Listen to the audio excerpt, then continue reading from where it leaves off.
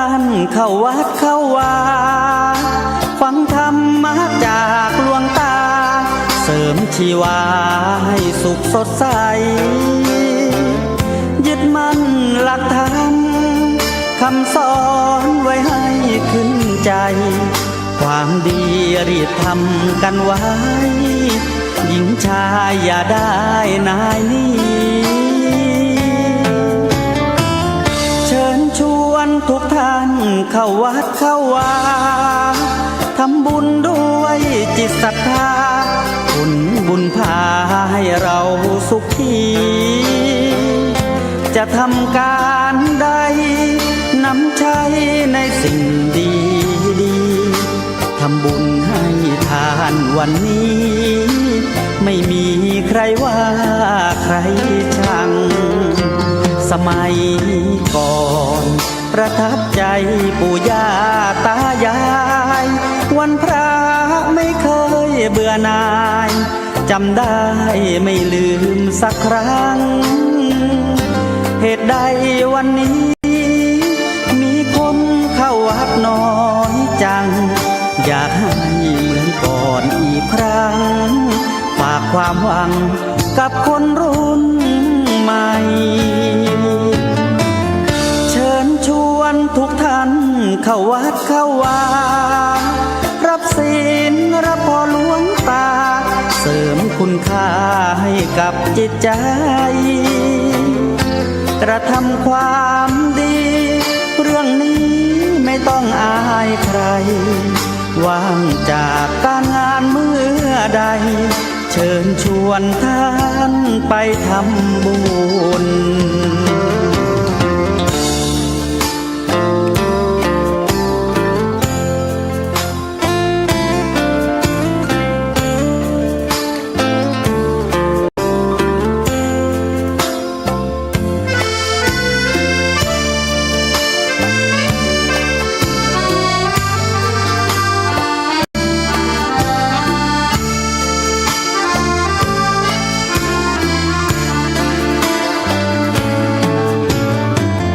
เชิญชวนทุกท่าน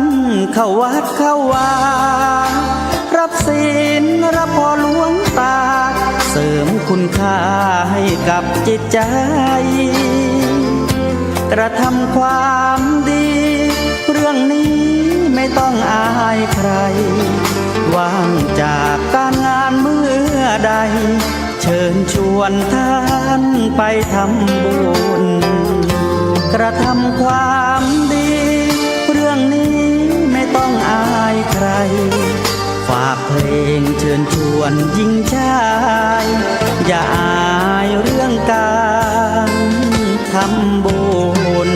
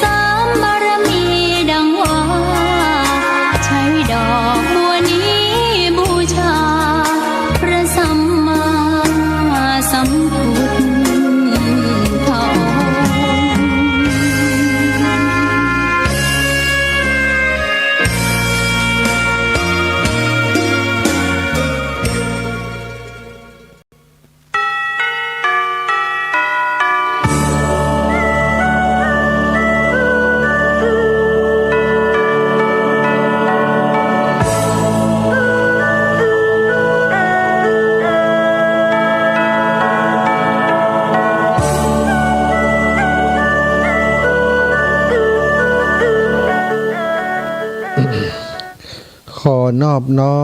มต่อพระรัตนตรัยแก้วเจ้าสามประการ น้อมเอาคุณพระพุทธเจ้า คุณพระธรรมเจ้า คุณพระสังฆเจ้า คุณพระอรหันตเจ้าอริยสงฆ์เจ้าจุตนจุองค์ได้เมตตาแผ่ปารมี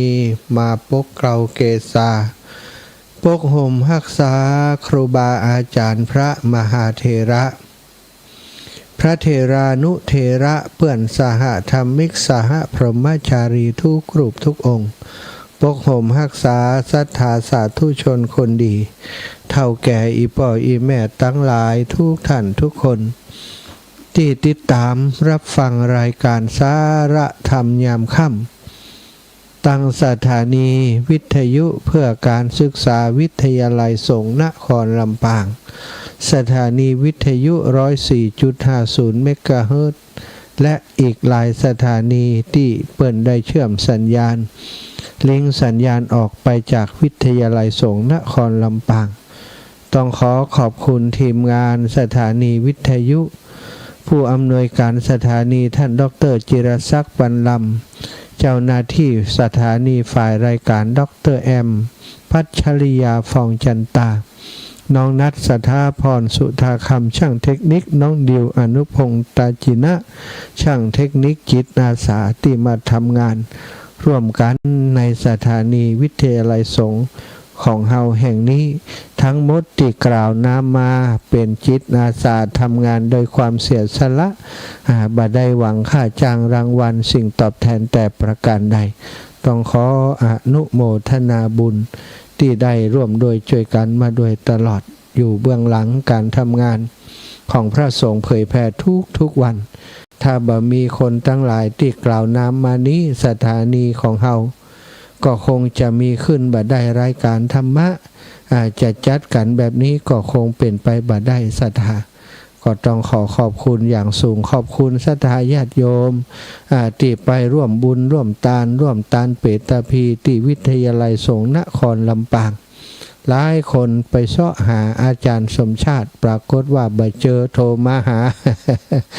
ติดภาระติดงานอยู่ที่วัดเนาะท่านอาจารย์ใหญ่บ่อยู่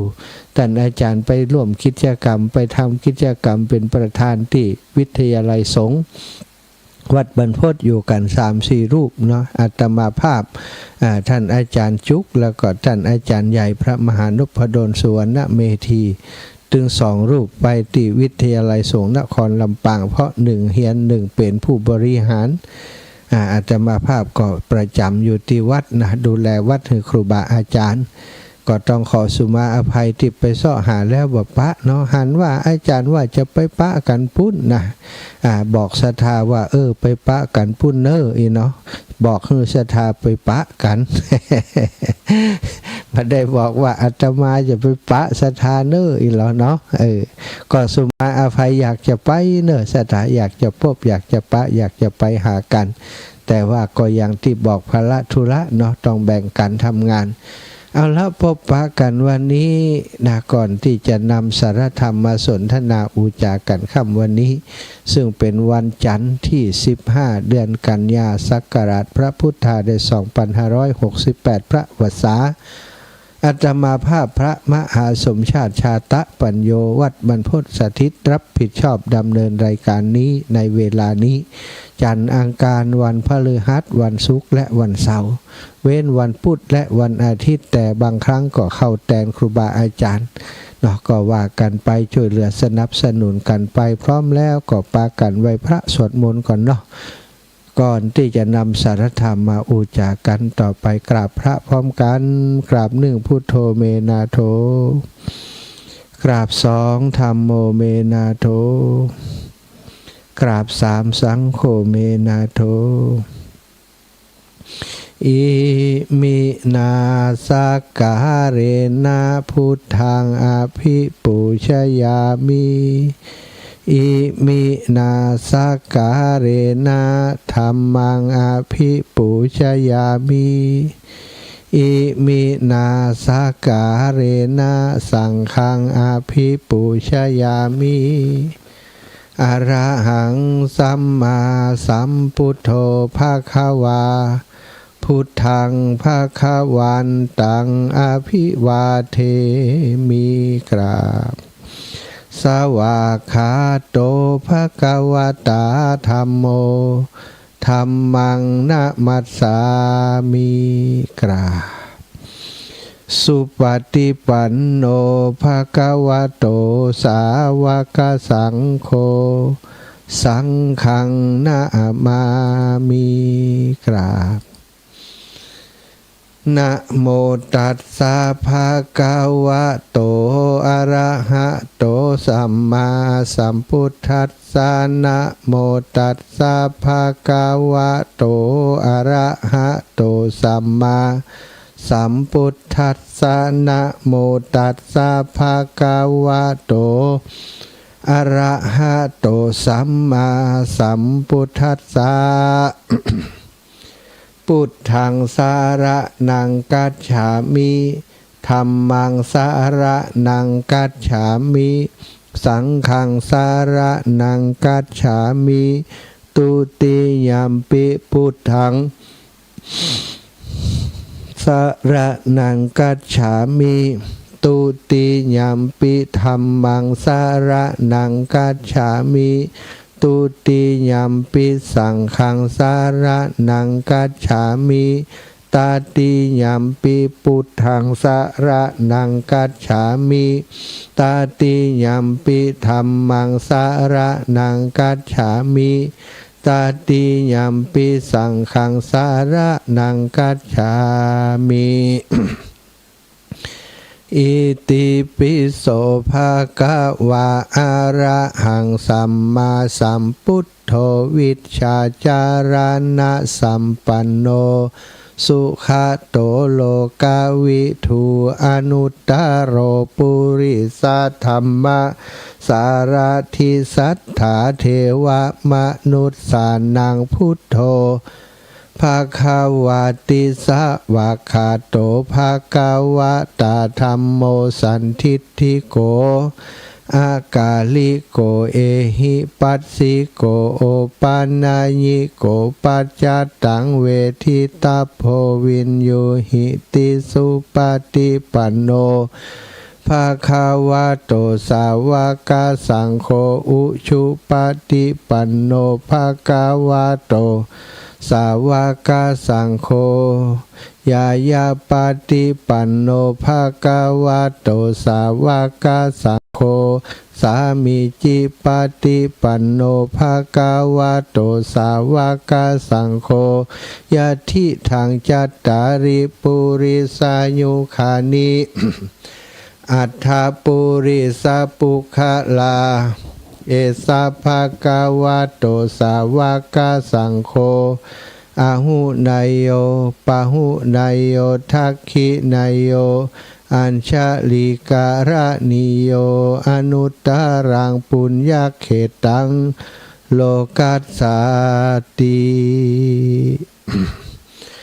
กราบพระพร้อมกันเนอสัทธาญาติโยมกราบหนึ่งพุทธังวรันตังศิรสานะมามี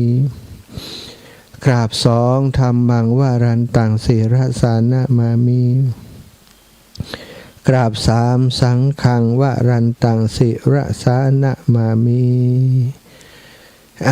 ไหวพระสวดมนต์ ทำวัดเย็นเป็นที่เรียบร้อยนะต่อไปก็จักได้อุจาสนทนาสารธรรมสิ่งละอันพันละน้อยเป็นข้อคิดสะกิดเตือนใจเนาะบักกล้าใจคำว่ามาสั่งมาสอนมาเทศนะถ้าแสดงธรรมให้ศรัทธาญาติโยมฟัง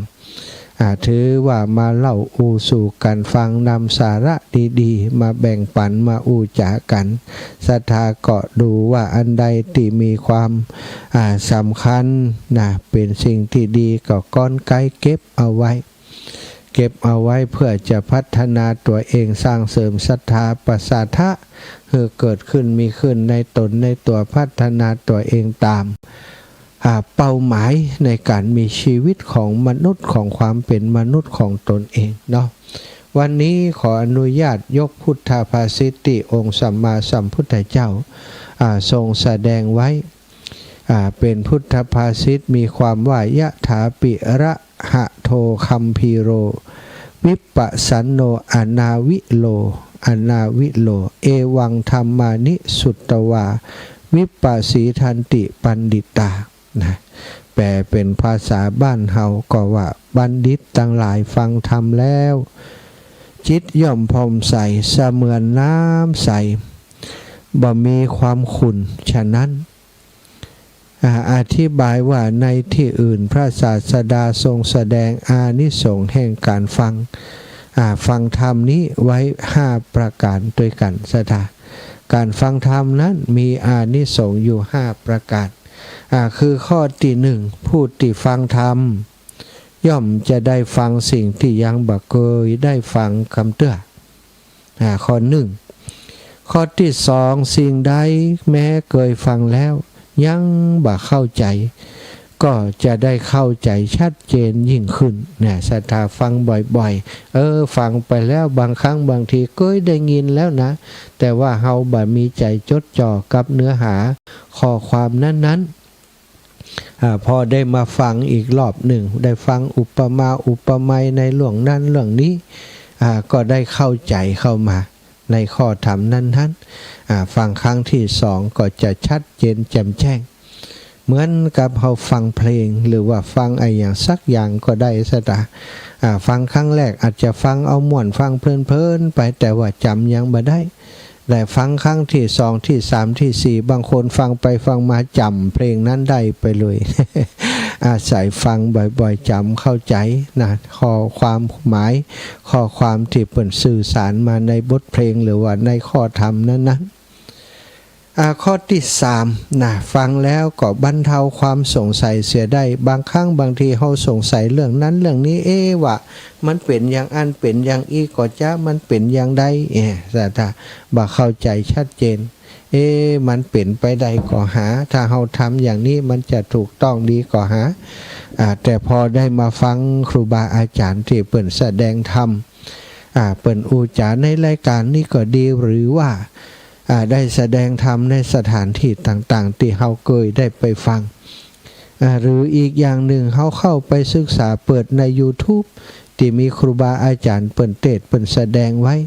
ในข้อความนั้นๆในข้อความที่เรายังบ่เข้าใจพอฟังแล้ว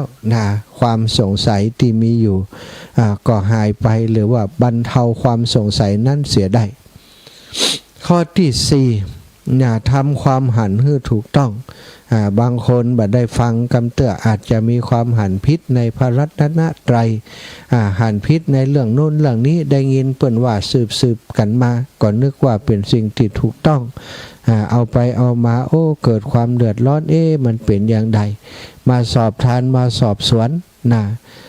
ได้ฟังธรรมะจากที่เปิ่นแสดงได้ฟังเรื่องโน้นเรื่องนี้จากนักปราชญ์เกิดความเข้าใจทำความหันให้ถูกต้องได้ในที่สุดอันนี้ก็อานิสงส์ของการฟังข้อที่4ข้อที่5จิตของผู้ที่ฟังธรรมอยู่นั้นย่อมผ่องใสสถาเพราะธรรมะส่วนใหญ่ก็เป็นเรื่องเกี่ยวกับทำให้คนมีจิตใจอ่อนโยนมีคุณธรรมมีเมตตากรุณามุทิตาอุเบกขาเมื่อเราได้ฟังธรรมแล้วธรรมนั้นสั่งสอนในเรื่องนี้ไปในแนวทางนี้คนที่ฟังนั้นจิตใจก็ผ่องใสอิ่มเอิบ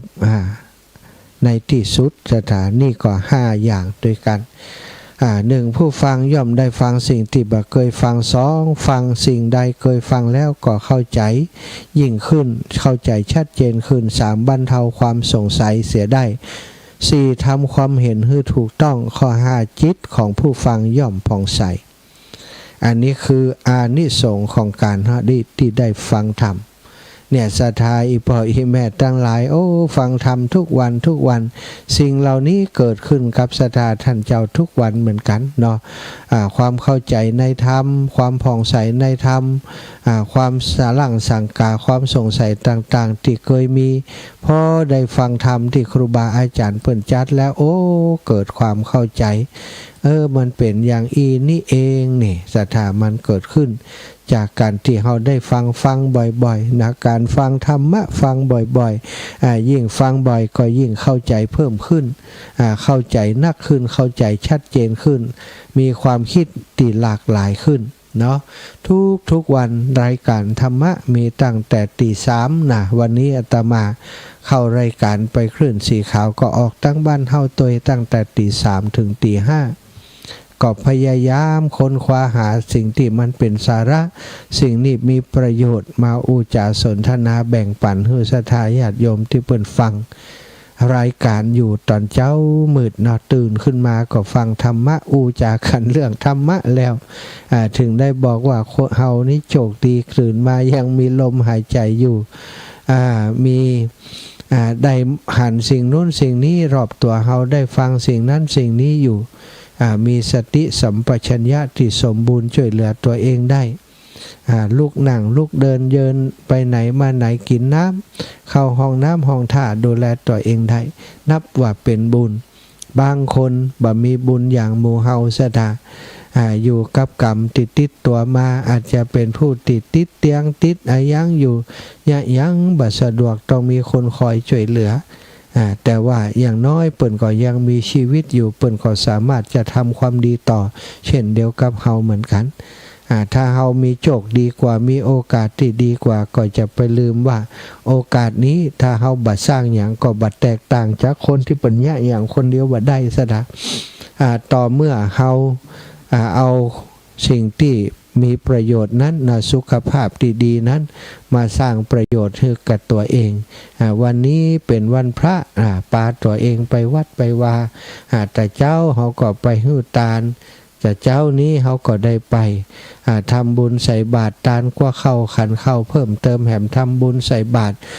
ไปรักษาศีลอาราธนาศีลกล่าวคำรับศีลได้ฟังพระธรรมเทศนาหลายคนก็อาจจะได้ไปฟังหลายผู้ เปิ่นเทศตอนบ่ายก็มีบางที่เทศตอนเช้าเขาก็ได้ไปฟังเทศเนาะศรัทธาอันนี้ก็เป็นบุญเป็นกุศลได้ฟังสิ่งดีๆจิตใจก็จะได้ผ่องใสในมงคลสูตรพระบรมศาสดาทรงแสดงการฟังธรรมว่าเป็นมงคลอย่างหนึ่งทำให้เฮาละความชั่วประพฤติความดีได้จนถึงที่สุดก็คือทำอาสวะให้สิ้นไปสูญไปเพราะการได้ฟังธรรมนะการฟังธรรมนั้นมีประโยชน์หลายอย่างนะศรัทธาอย่างที่หนึ่งทำให้ละความชั่วประพฤติความดีความดีไปจนถึงที่สุดก็คือสิ้นกิเลสตัณหาต่างๆที่เปิ้นเรียกภาษาธรรมว่าสิ้นอาสวะเพราะการฟังธรรมอย่างสาวกของพระพุทธเจ้าทั้งหลายศรัทธาได้ฟังธรรมจากลูกศิษย์ของพระพุทธเจ้าก็มีได้ฟังธรรมจากพระพุทธเจ้าก็มีแล้วก็ได้บรรลุถึงความเป็นพระอรหันต์หรือว่าเป็นพระอริยบุคคลชั้นต่างๆจากการที่ได้ฟังธรรมคนสมัยก่อนเปิ้นหุ้มฟังธรรมศรัทธาฟังตั้งแต่หัวค่ำยันสว่างในสมัยพระพุทธกาลพระพุทธองค์นี่แสดงธรรมถ้ามีคนฟังถ้ามีคนมีบุญถ้ามีคนที่อยู่ในวิสัยที่พระองค์จะโปรดได้มีอินทรีย์แก่กล้าพร้อมที่จะตรัสรู้หรือว่าหู้ธรรมที่พระองค์แสดงได้แล้วมีความพร้อมในสัพพยะดันต่างๆบริษัทพร้อมพระองค์พร้อมแล้วคนฟังพร้อมพระองค์ก็แสดงธรรมบันเลือกเวลาศรัทธาถ้าเวลาใดที่มันพร้อมสำหรับคนที่เปิ่นจะฟังเนี่ยพระพุทธองค์นี่พร้อมที่จะแสดงให้คนนั้นฟังตามอัธยาศัยของเขา นะบางคนก็บรรลุธรรมตอนค่ำตอนคืนบางก็ตอนเจ้าตอนมาตอนมันแรงอย่างมีหมดในพุทธประวัติที่เราได้ติดตามได้รับฟังเรื่องราวต่างๆพระพุทธองค์นี้มีชีวิตอยู่เพื่อผู้อื่นอย่างเดียวบ่มีเรื่องส่วนตัวพระพุทธเจ้านี้บ่มีเรื่องไอ้อย่างที่เป็นเรื่องส่วนตัวทำเพื่อตัวเองนี่บ่มีสักอย่างแม้กระทั่งสาวกของพระองค์ทุกรูปทุกองค์ทุกตนทุกองค์ก็บ่ได้อยู่เพื่อประโยชน์ตนสักอย่างทำไมหรือศรัทธาก็เพราะเป็นพระอรหันต์แล้วเป็นพระอรหันต์นี้บ่ได้สนใจเรื่องของตัวเก่าแล้วประพฤติปฏิบัติเรื่องราวต่างๆคืออยู่ในคลองธรรมของความเป็นพระอรหันต์เป็นผู้สมถะมักน้อยสันโดษบ่ทำความเดือดร้อนคือบริษัทผู้อุปถัมภ์ดูแลผู้บำรุงประพฤติตนเหมือนกับคนที่ยังบ่บรรลุสำรวมอินทรีย์ปฏิบัติอยู่อย่างนั้นเหมือนกับที่ยังบ่บรรลุกำเติบความจริงบรรลุแล้วนี่อยู่อย่างใดก็ได้มีปัญหาละกิเลสบ่กลับขึ้นมาบ่ทำให้มีทุกข์อีกแล้วแต่ว่าสัพพบุรุษผู้ตรัสรู้ธรรมได้หู้ธรรมแล้วได้เป็นพระอรหันต์แล้วศีลาจารวัตรเปิ่นยิ่งงดงามเสดายิ่งฝึกฝนตนเองทำให้เป็นปกติสม่ำเสมอพระพุทธองค์ของเราก็เช่นเดียวกันบัดได้พักบัดได้ย่างสักวันปฏิบัติเข้าฌานนั่งสมาธิก็เนี่ยอยู่อย่างนั้นทุกวันอยู่ด้วยวิหารธรรมทำเป็นเครื่องอยู่คือการอยู่ด้วยฌานสมาบัติต่างๆด้วยความสงบจิตใจต่างๆอันนี้ศรัทธาญาติโยมเป็นแบบอย่างให้เจ้าพุทธของเราเอาเยี่ยงเอาอย่างปฏิบัติตามกันมามีการแสดงธรรม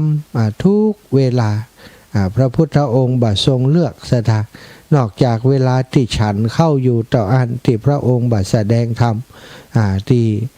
เวลาที่มีเป็นเวลาส่วนตัวเนาะเวลาเข้าห้องน้ำห้องถ่ายก็เป็นเรื่องธรรมดาที่คงบัดแสดงแหละแต่เวลาโดยปกติบ่มีว่าจะอยู่บัดได้สักวันถ้าอยู่มาได้ก็หมายความว่าอยู่ในวิหารธรรมทำเป็นเครื่องอยู่ก็คือปฏิบัตินั่นเองพระพุทธองค์ทรงทำตัวให้เป็นแบบอย่างที่ดีสาวกทั้งหลายก็เป็นทำให้เป็นแบบอย่างที่ดีทำให้ธรรมะของพระองค์ศาสนาของพระองค์ได้ยืนยาวสืบต่อมาถึงหมู่เฮาก็จากการมีการแสดงธรรมมีการฟังธรรมมีการห้ำเฮียนปริยัติปฏิบัติสืบต่อกันมาสดาในมงคลสูตรก็มีถึงเรื่องนี้ไว้การฟังธรรมการสนทนาธรรมซึ่งกันและกันการสอบถามข้อคิดข้อธรรมต่างๆนั้นเป็นมงคลที่คนทั้งหลายชาวพุทธทั้งหลายควรจะกระทำที่เป็นมงคลก็เพราะว่าเวลาขณะที่เราฟังธรรมนั้นจิตใจอย่างลงสู่ธรรมะจะเป็นจิตใจที่มีความละอายต่อบาปเป็นจิตใจที่มีความเกรงกลัวต่อบาปต่อความชั่วทั้งหลายทำให้ละความชั่วประพฤติความดีได้นี่ถ้าเราได้ฟังธรรมโดยทั่วไปศรัทธาอิปล่อยอิมาทั้งหลายจิตของปุถุชนคนธรรมดาของเราเนี่ยก็มักจะเกลือกกลัวอยู่ด้วยอารมณ์ต่างๆอันเป็นติดตั้งแห่งความรักความโลภความโกรธความหลงเสมือนของที่วางอยู่กลางแจ้งง่ายต่อการที่จะถูกฝุ่นฟงธุลีต่างๆมาจับมาเกาะสถานฝุ่นฟงธุลีอาจจะปลิวมาจากทิศต่างๆปลิวมาจากไหนบ่ฮู้เนาะมาตกใส่ภาชนะที่วางไว้กลางแจ้งการฟังธรรมเสมือนการนำน้ำมาชำระสะสางภาชนะที่อยู่ในที่แจ้งนั้นให้สะอาดแม้เป็นครั้งคราวก็ยังดีเหมือนเสื้อผ้าที่เฮาใจมันสกปรกแล้วก็ซักเสียครั้งหนึ่งเมื่อสกปรกแหมก็ซักแหมซะท่า จิตใจของเฮาก็เหมือนกันเคยได้อู้หลายครั้งแล้วนะจิตใจนี่นักกว่าร่างกายนะสถานอารมณ์ต่างๆที่มากระทบจิตใจทำให้จิตใจเศร้าหมองทำให้จิตใจสกปรกถ้าจิตใจที่ประกอบโดยโมหะความหลงความโลภความโกรธความหลงแล้วก็ทำให้เฮาพลั้งพลาดไปทำกรรมชั่วอกุศลกรรมขึ้นมนทินสิ่งที่บ่สะอาดก็ไปเกาะไปจับจิตใจของเฮาได้เหมือนเฮาเอาภาชนะที่เปิ้นบอกนี้ไปวางอยู่กลางแจ้งหรือวางอยู่ในที่โล่งที่บ่มีอะไรอย่างบังซะท่าเมื่อฝุ่นฝงธุลีที่มันปิ้วมาจากทิศสานุทิศต่างๆล่องลอยไปมาก็ตกลงมาใส่หั่นนี่จิตใจของเฮาถ้าเฮาบ่ได้ฟังธรรมบ่อยู่ในการฝึกฝนอบรมตนเองก็เหมือนกับจิตใจที่เปิดอาสาเปิดอยู่กลางแจ้งบ่มีการปิดบ่มีการบังไม่มีการควบคุมบ่มีการป้องกันย่อมจะนำสิ่งสกปรกมาสู่จิตใจได้ง่ายนะบอกว่าอารมณ์อะไรอย่างอารมณ์โลภก็ดีอารมณ์โกรธก็ดีอารมณ์หลงก็ดีเนี่ยบางคนศรัทธาคนมีจิตใจสกปรกมักหมมเช่นนั้นก็ย่อมสามารถทำความชั่วได้ทุกอย่างเพราะความโลภความโกรธความหลงยอมแลกเกียรติยศกับความปรารถนาทางกามวัตถุอันเล็กๆน้อยๆบางคนถึงกับยอมเนรคุณผู้มีบุญคุณโดยเรื่องอันบ่ควรจะเป็นเช่นเรื่องไปหลงรักผู้หญิงหลงรักผู้หญิงหรือว่าอะไรยังก็แล้วแต่ศรัทธาไปล่วงเกินต่อผู้หญิงของผู้ที่มีคุณต่อตัวเองหรือว่าเป็นลูกเป็นหลานของเปิ้นนี่ไปทำบ่ดีบ่ร้ายกับเปิ้นนี่เนรคุณเพราะอะไรยังเพราะเรื่องของกามวัตถุความกำนัดในกามเล็กๆน้อยๆก็ทำให้คนนี้สามารถเนรคุณคนได้การฟังธรรมรวมถึงการสนทนาธรรมการศึกษาอ่านธรรมการสาธยายธรรมศรัทธาจากหนังสือหนังหาหรือว่าอย่างที่ว่านะใน YouTube ก็มีในสื่อโซเชียลต่างๆก็มีสื่อเยอะแยะที่เราจะเข้าไปศึกษาอย่างที่อาตมาจัดรายการอยู่นี่นะก็จัดรายการออกไปทางสถานีวิทยุอีพ่ออีแม่ก็ฟังทางวิทยุก็มีบางคนนี่ติทักทายมานี่หลายท่านเปิ้นติดตามรับฟังจากทาง Facebook ไลฟ์นี่ก็มีหลายคนด้วยกันน้องสมจิตอินทรวิจิตคุณธรณินคุณหลายๆคนเนาะที่เปิ้นติดตามทาง Facebook ไลฟ์อยู่เป็นประจำก็เป็นถือว่าเป็นช่องทางการสื่อสารซึ่งกันและกันบางคนก็แม่บ่มีเวลาฟังในเวลานี้ตั้นอาจารย์ไปพอที่ตั้นอาจารย์ไล่สดไว้เอาอันนี้ก็ได้อีกทางหนึ่งก็มีครูบาอาจารย์ท่านพระครูสมุวิสุวัตวรกิจโจแล้วก็คุณโยมติใจจื่อวัดธรรมะภาคเหนือเอาเสียงที่อาตมาจัดรายการอยู่นี้ไปตัดต่อส่งลงไปใน YouTube ส่งลงไปในกลุ่มเครือข่ายของคลื่นสีขาวพ่องกลุ่มอายังต่างๆพ่องเปิ้นก็ฟังกันจากต่างช่องทางนั้นก็มีเยอะนี่ศรัทธาพ่ออีแม่ต่างหลายเขาก็ได้ฟังธรรมะสนทนาธรรมกันอย่างนี้บ่จำเป็นบางครั้งบางทีก็บ่จำเป็นว่านั่งนั่งชากันที่วัดฟังอยู่ที่บ้านก็ถือว่าเป็นการได้สนทนาสื่อว่าเป็นการฟังธรรมบางคนฟังแล้วบ่เข้าใจฟังแล้วมีข้อข้องใจเปิ้นก็โทรมาสอบถามหลังที่รายการจบลงไปแล้วบางคนก็โทรมาแสดงความคิดความเห็นระหว่างที่เปิ้นจัดรายการอยู่อันนี้ก็ถือว่าเป็นการสนทนาธรรมสากัจฉาซึ่งกันและกันการสนทนาธรรมการศึกษาธรรมะการอ่านหนังสือธรรมะแล้วก็เข้าไปหาบุคคลผู้ที่คลุกคลีหุมหรือว่าชอบฟังธรรมชอบแสดงธรรม คนเช่นนี้ที่เข้าไปหานักปราชญ์เข้าไปหาบัณฑิตแสวงหาความรู้อย่างนี้อยู่อย่างต่อเนื่องทุกเวลานะที่มีโอกาสบุคคลเช่นนี้ย่อมเป็นผู้ที่เจริญนะส่วนผู้ที่ตรงกันข้ามบ่หุ่มบ่ชมชอบในการฟังธรรมเกลียดธรร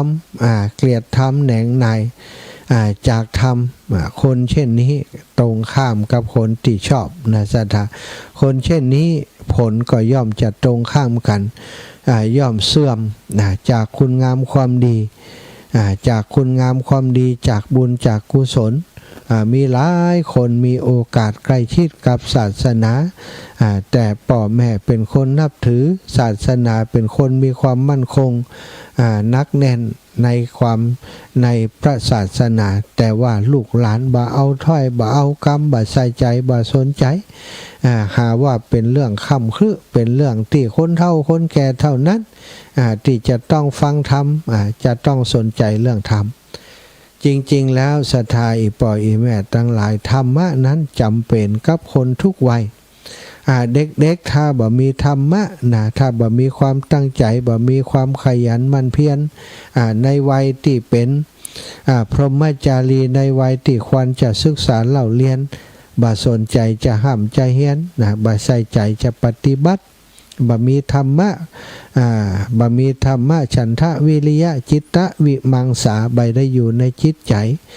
บ่ได้ใส่ใจบ่ได้สนใจฝึกฝนตนเองเด็กคนนั้นก็จะเป็นเด็กที่มีจิตใจสมบูรณ์ไปบ่ได้อาจจะเป็นคนเก่งเรียนหนังสือเก่งแต่จิตใจความประพฤติใจบ่ได้ซะท่าเหมือนคนที่เปิ้นบอกว่าโตแต่หัวตัวไม่โตนะ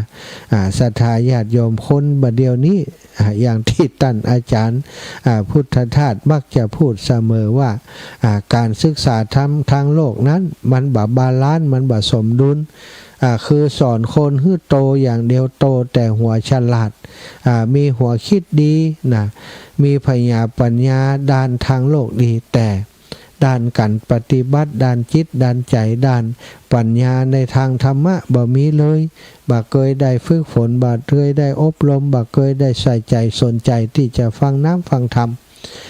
เมื่อบ่สนใจก็เป็นไปได้ยากที่จะนำมาปฏิบัติแล้วอยู่ในวิถีของการศึกษาเล่าเรียนในการรักษาศีลในการปฏิบัติธรรมในเรื่องของทานศีลภาวนา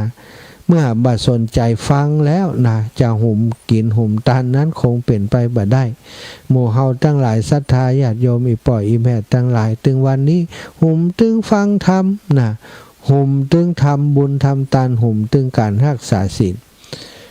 ซึ่งก็ได้จากการฟังธรรมนั่นเองฟังธรรมว่าการรักษาศีลเป็นสิ่งที่ดีเป็นสิ่งที่ควรทำการทำทานก็เป็นสิ่งที่เฮาควรทำทานจะทำให้เฮาสละขัดเกลาความตณีที่เหนียวในจิตในใจออกไปศีลก็จะเป็นตัวที่เป็นเกราะป้องกันคุ้มครองป้องกันกายวาจาใจ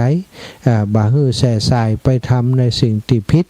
ทำนองคลองธรรมอันจะเกิดความทุกข์แก่ตนและผู้อื่นเฮาได้ฟังเรื่องราวเหล่านี้เฮาเลยได้ปฏิบัติตามเฮาเลยได้เป็นผู้มีปัญญาเข้าใจเข้าใจธรรมที่พระพุทธองค์ทรงสอนเฮาฟังบ่อยๆความเข้าใจมันก็จะเพิ่มขึ้นสุดสู่สังละพะเตปัญญังการฟังโดยดีย่อมเกิดปัญญาศรัทธาญาติโยมเมื่อเฮาฟังอย่างพินิจพิเคราะห์ฟังอย่างตั้งอกตั้งใจฟังอย่างจะเอาความรู้เอาความหมายเมื่อเฮารู้เฮาก็เอามาปฏิบัติเมื่อเฮารู้เฮามีความเข้าใจเฮาก็จะปฏิบัติง่ายขึ้นถูกขึ้นตรงขึ้นถ้าเฮาบ่เฮียนบ่ฮู้บ่ได้ฟังคนที่เปิ้นเป็นนักปราชญ์ผู้รู้มาแบ่งปันมามาจากให้ฟังอาจจะเป็นคนที่เหมือนกับงมเข็มในมหาสมุทรบ่ฮู้จุดว่ามันตกที่ไหนตั้งใดบ่มีอุปกรณ์ในการไปเสาะเข็มนั้นสะดาถ้าเฮามีอุปกรณ์มีปัญญามีความรู้เฮาก็สามารถจะทำสิ่งยากคือเป็นสิ่งง่ายได้จิตใจการที่จะควบคุมจิตใจคือเป็นสมาธิค ให้ได้ห่างไกลจากความชั่วทั้งหลายนั้นต้องฝึกฝนบ่อยๆต้องคัดเกลาต้องป้องกันใจตัวเองบ่อยๆอาศัยธรรมะที่ได้ฟังที่ได้ห้ำได้เฮียนได้สาธยายมาเป็นเครื่องมือนะในการฝึกฝนตนเองแต่อย่างใดก็ตามศรัทธาญาติโยมถ้าเฮาบ่สนใจฟังธรรมอยู่ห่างจากธรรมนะย่อมเสื่อมนี่คือพระพุทธองค์ทรงตัดสินนะว่าคนไหนห่างธรรมคนไหนนายธรรมคนไหนชังธรรมนั้นย่อมจะเสื่อมจากศีลธรรมอย่างจะเสื่อมจากความเจริญต่างหลายต่างโลกแม้ต่างธรรมย่อมจะเสื่อมจากมรรคผลนิพพานถ้าบ่ใส่ใจบ่สนใจฟังธรรมเลยเนาะบางคนเสื่อมเพราะเหินห่างจากธรรมมาก่อนบางคนนี่บ่สนใจสนใจธรรมแต่พอได้ยินได้ฟังบ่อยๆหันคนอื่นปุ่นปฏิบัติธรรมเปิ่นมีความกตัญญูกตเวทีมีหิริโอตตัปปะเปิ่นรักษาศีล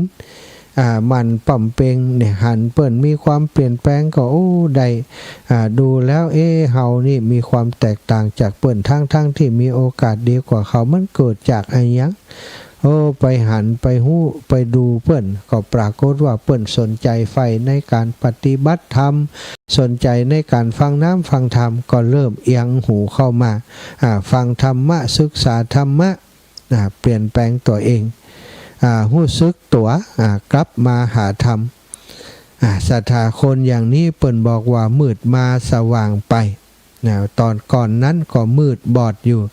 แต่พอได้ฟังฟังธรรมมีความเข้าใจแล้วความสว่างก็มาแล้ว พอความสว่างมาปัญญาเกิดขึ้นหู้แจ้งหันจริงในอัตในธรรมในเรื่องราวต่างๆของชีวิตจากการได้เข้าอยู่ใกล้ธรรมจากการได้ฝึกฝนตนเองจากการเข้าหาธรรมความเจริญต่างๆก็ก่อยเกิดขึ้นมา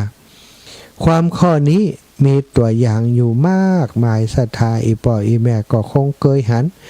คนบางคนตอนหนุ่มตอนกำนะบ่ใส่ใจบ่สนใจจะเข้าวัดเข้าว่าพอเกิดมาปัญหาขึ้นในครอบครัวเรื่องโน้นเรื่องนี้นะเข้าไปวัดเข้าไปว่าบางคนเกิดจากความผิดหวังบางคนเกิดจากความพลัดพรากจากคนรักจากของรักของชอบใจบางคนพ่อแม่บิดามารดาหรือว่ากระทั่งลูกเต้าเสียชีวิตไปก็เกิดชุกคิดขึ้นมาว่าทำไมเป็นอย่างนี้ทำไมเป็นอย่างนั้นทำไมเฮามันมีความทุกข์เหลือเกินที่ได้สูญเสียบุคคลอันเป็นที่รักไปก็ได้หันกลับเข้ามาศึกษาธรรมปฏิบัติธรรมทำความเข้าใจธรรมะมีหูตาสว่างขึ้นจากธรรมะขจัดปัดเป่าความโศกเศร้ารำไรรำพันที่เกิดขึ้นได้นี่ศรัทธาญาติโยมหลายคนในที่เฮาได้เฮียนหู้มาเนาะในพุทธประวัติบอกว่าจะนางปตาจาราก็ดีนะนางกีสาโคตมีก็ดีที่ได้สูญเสียบุคคลอันเป็นที่รักแต่เดิมทีบ่ได้ใส่ใจบ่ได้สนใจในการฟังธรรมเลยนะใจชีวิตอย่างคนทั่วไปเป็นปุถุชนคนทั่วไปแต่พอเกิดความสูญเสียขึ้นก็อาศัยเหตุแห่งความสูญเสียนั้นเข้ามาศึกษาทำความเข้าใจเรื่องที่เกิดขึ้นนะสุดท้ายก็ได้มีการเฮียนหู้ธรรมมีการฟังธรรมแล้วก็เฮียนหู้ปฏิบัติธรรมจนได้บรรลุความเป็นพระอรหันต์หมดสิ้นกิเลสในที่สุดก็มีนี่ศรัทธาถ้าการฟังธรรมถ้าเราบ่ฟังธรรมความหู้ต่างๆที่ควรจะหู้บางอย่างก็บ่เกิดขึ้นแต่ถ้าเราได้ฟังบ่อยๆจากรูปนั้นรูปนี้ตนนั้นตนนี้จากสื่อต่างๆจากการอ่านของตัวเองเราก็จะมีโอกาสได้เรียนรู้หลักธรรมคำสอนต่างๆนำมาเป็นประโยชน์ในการประพฤติปฏิบัติของตนเองเอาละวันนี้ก็มาจนเติงเวลาที่ศรัทธาจะได้โทรเข้ามาแล้วแต่ก่อนจะโทรมาเอิญเจิญจวนเจริญปอนศรัทธาญาติโยมมาร่วมบุญครั้งใหญ่ที่วัดบรรพตสถิตการตั้งธรรมหลวงครั้งแรกแล้วก็เป็นครั้งประวัติศาสตร์นะเพราะว่า เป็นการตั้งทำหลวงที่บ่เหมือนไผตั้งเป็นการเปื่อนกับอันเปิ้นตีมวยนะครับเป็นยกนะตั้ง3ยกด้วยกัน เป็นยกที่3แล้วนะศรัทธายกนี้เป็นยกที่3ไผยังบ่ได้มากำแต่เนอะอาตมาลักคออยู่นะไผติ่มมากำแต่นี่นะ ถ้าว่ามาถึง3ยกแสดงว่าบ่ฮักกันแท้เนอะมารวมบุญรวมกุศลส่วนคนที่มา2ยกที่ผ่านไปยกที่3ก็คงบ่พลาดเนาะมาร่วมเป็นกำลังจิตกำลังใจให้กันจิ้มไผสามารถจะมีลงทานมาแบ่งปันกันได้ก็เอาลงทานมาเนาะบ่ต้องห่วงบ่ต้องกลัวสถานที่จะบ่เพียงพอเนอะลงทานโต๊ะเก้าอี้มีให้เพียบพร้อมศรัทธาสามารถเอาลงทานมาได้ขอบคุณลงทานของพี่น้องวัดป่าขามเต้า2ยกผ่านไปนี่ถ้าบ่ได้ลงทานวัดป่าขามมาเสริมนี่ก็จะลำบากนักแกเนาะขอบคุณท่านอาจารย์ตุลุงติ๊กตุปิติ๊กวัดป่าขามพร้อมครับศรัทธาญาติโยมผู้อุปถากอุปถัมภ์วัดเปิ้นเอาเข้าพัดเอาอย่างมาช่วยนะทุกครั้งครั้งที่2ก็เอามาครั้งที่3นี้ก็คงบ่พลาดเนาะครั้งที่3นี้คนจะมาเยอะหน่อยเนอะหลวงปู่พระครูปฏิพันธ์ธรรมทินเวียงป่าเป้าท่านอาจารย์มหาเสาแก้วท่านอาจารย์พระครูปริยัติธรรมาวุฒินะท่านอาจารย์พระครูบวรธรรมาภิรามนะก็จะมาด้วยกันนะตุลุงแดงพระครูชลทันพิทักษ์แล้วก็ครูบาอาจารย์ตังดอยหล่อนะท่านอาจารย์พระครูอภิวัฒนวิกรมพระครูกัลยาณประโมทพระครูสาธิตสารคุณท่านอาจารย์วรรณชัยชยานันโทจะนิมนต์เปิดมาเป็นตนบุญในวันนั้นโดยมาฮับกินฮับตานด้วยกันโดยเนาะศรัทธาอันนี้ก็ฝากกับศรัทธาทุกคนทุกท่านไผมีผลละหมากหลากไม้มีกล้วยมีอ้อยมีอะยังมาใส่สำหรับด้วยกันเป็นเจ้าภาพกันเทศด้วยกันเนอะตั้งแต่กันมัดซีกันที่9เนาะมัดซีกันชะกษัตริย์นะสกตินะแล้วก็กันมหาราชนครกันนะศรัทธาญาติโยมจะเป็นเจ้าภาพกันใดก็ได้มาเป็นเจ้าภาพด้วยกันหรือว่าเป็นเจ้าภาพทุกกันนะอาจารย์หอมทะลุไปแล้ว ได้หมดเนาะศรัทธาตอนนี้เปิดสายกันแล้วกัน0808844173 0808844173ขอบคุณทุกคนติดตามรับฟังเนอะศรัทธาก็ขอบคุณที่ได้ติดตามรับฟังกันมาเนาะแล้วก็พรุ่งนี้นะบ้านสีหมดเก่าบ้านหนองยางเนอะแม่ย่าบัวเย็นจันทบแม่ย่าพัดวงพรมสายนะวันพรุ่งนี้จะไปโปรดศรัทธาญาติโยมตังปุ้นนะสีหมดเก่าแล้วก็บ้านหนองยางเด้อจะเลื่อนปอนแม่นิเวศยามาซักกราบนมัสการเจ้าแม่ขออนุโมทนาบุญธรรมะนี้เนอะเจ้าเป็นกำลังใจให้ท่านเจ้าสาธุเอาไปเลยบุญทั้งหมด สาธุเจ้าพี่น้องแม่ริมแฟนพันธุ์แท้แต่ใส่พันธุ์ปลอมนมัสการครับผมแฟนพันธุ์แท้ครับแม่นก็แฟนพันธุ์แท้แฟนมันมีแล้วเนาะแฟนลึงแล้วเนาะได้หมดวันที่28นี่ต้องมานะถ้าอ่านจะตัดออกจากนั้นสมาชิกแฟนพันธุ์แท้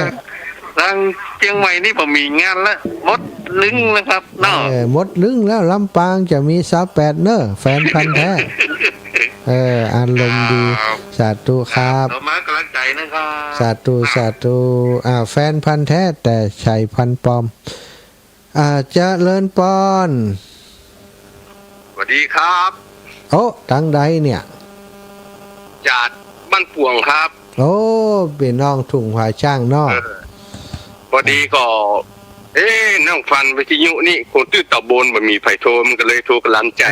น่าบ้านป่วงขอบคุณมากนะแต่ว่าอาจารย์ว่าน่าถ้าจะ บอกเบอร์โทรก็บอกจ้าน้อยเนอเพิ่นจะใช้โทรมกันนะเพิ่นจุกเบอร์โทรมาบัดตาลเพิ่นไว้นะเออ อาจารย์บอกเร็วนำไปเนาะ ครับ บอกจ้าบอกว่า080นี่เนาะเนาะ ถ้าจะจบได้ เออ คนเข้าเนาะมัน ใจกะ มึงจ้าเกิดมาประเภทการนะเดี๋ยวมันไว้บอก แต่เขานี่ก็จุกเอาเที่ยวตัวซ้อนตัวเกิดคนไปเกิดสองยุคดึงได้ละ สาธุขอบคุณนักจ้าขอบคุณเด้อเจริญปอนพี่น้องเมืองน่านติดตามมา นมัสการครับ ฟังทางไหนฟังทางไลฟ์สดเหรอ ตอนนี้ครับผมฟังวิทยุทำไมถ่ายทอดได้วิทยุไปเมืองน่านเลยวันนี้ ไม่ใช่ครับ ตอนนี้ผมอยู่ลำพูนครับ ลำพูนก็ได้อะกะอ๋อนี่สดป่ะเนี่ยสดลำพูนนี่รับมาจากคลื่นของ 104.50 มั้งถูกต้องครับใช่ครับพรุ่งนี้อยู่ไหมจะได้แวะไปพรุ่งนี้อยู่หรือเปล่าครับอยู่แล้วผมนี่ผมกลับเมืองน่านผมจะแวะเข้าไปครับสาธุมาเลยนะสาธุครับโอ้ดีจังเจริญปอนแม่ย่าวินกับไม่ใช่พระอาจารย์แม่ย่าวินใช้เมืองชื่นใช้เมืองชื่นมาแม่นดอกแม่ว่าแม่ย่าเหรียญแม่ย่าวินอันอย่างก็บุญลือเจ้าบุญเลืองเจ้าบุญเลืองแหนมโทรมาหมันนี่ลืมนะฮันก็ไม่ได้ลืมพระอาจารย์หายากอย่างไม่ได้ลืมพระอาจารย์แต่แม่มันเดินมาไขไว้ไม่ได้วะบอกตามตรงเลยโอ้ยจะได้แม่มันอ่อนแห้งกะมันเจ็บเอวใช่ไหมแต่เจ็บหัวเข่าด้วยโอ้ยอินดูตั้งที่วันนั้นนะพระอาจารย์ตั้งที่ว่าพระอาจารย์แม่อีแม่ก็จมเจ็บเอวน่ะวันนั้นที่เฮาไปน่ะนั่นแกโอ้น่ะหลังกองลงหลังไปหนีบเส้นเอ็นหลัง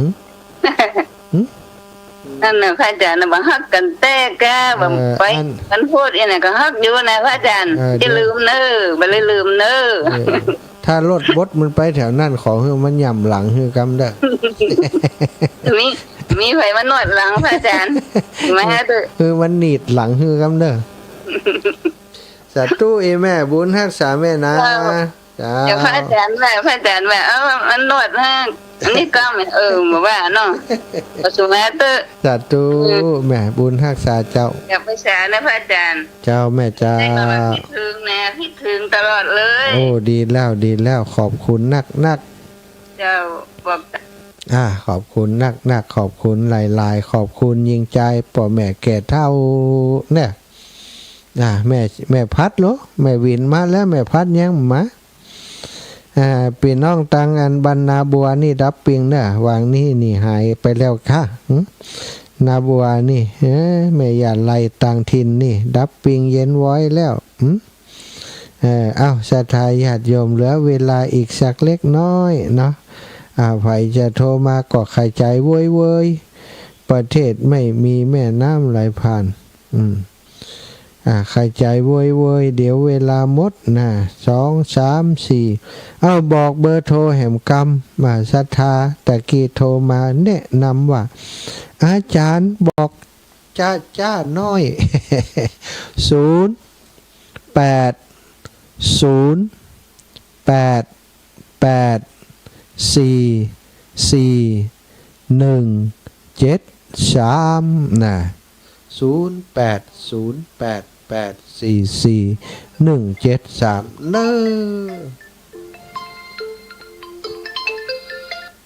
เจริญพรย่าเจริญพรแม่ย่าสมจิตแม่ย่าสมจิตขจายรับแม่ย่าสมจิตปิดวิทยุก่อนขจายโวย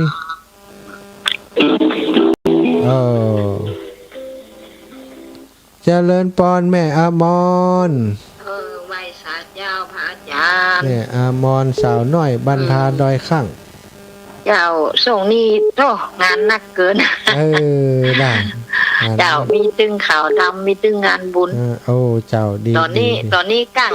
แป่งคนตามที่อย่าว่าจะตามสลากวันที่21นะ โอ้เสาเอ็ดเนี่ยใกล้ไหม เจ้า21วันติดนี่ละเจ้า วันติดเนาะวันติด เจ้า 14 ค่ำเนาะ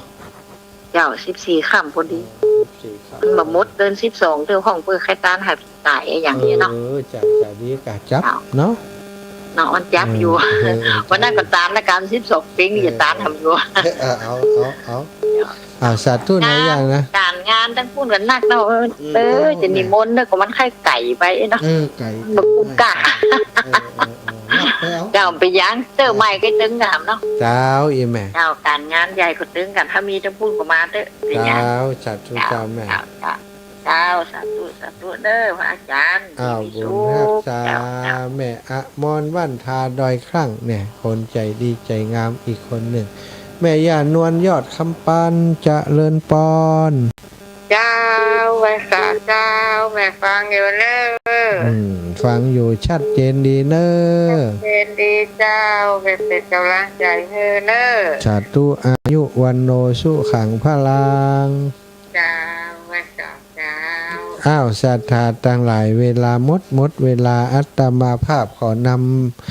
รายการจากลาศรัทธาไปด้วยเวลาเพียงเท่านี้ขอความสัตย์สดีจงมีแก่ศรัทธาสาธุชนทุกคนทุกท่านจัตตารโอธรรมาวทันติอายุวันโนสุขังพระลา